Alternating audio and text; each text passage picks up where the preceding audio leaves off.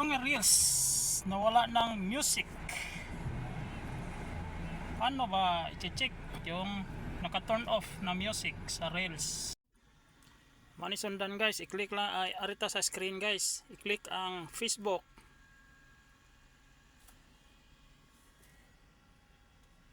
then click ang icon, click ang video, tingnan mo yung i-click ang need review.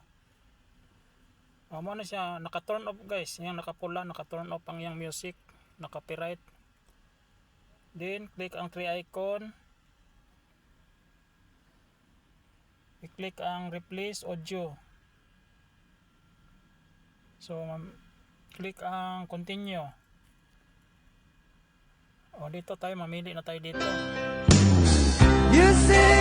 Ano to ha, sa hindi pa alam kung paano yung tulad ko nakuha dito siya pagpalit ng video. So ito napili natin, click ang music, yung ng music, then update video. Okay, update na siya guys.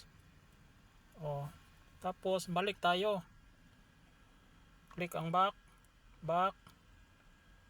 tapos balikan natin yung video, click ang video.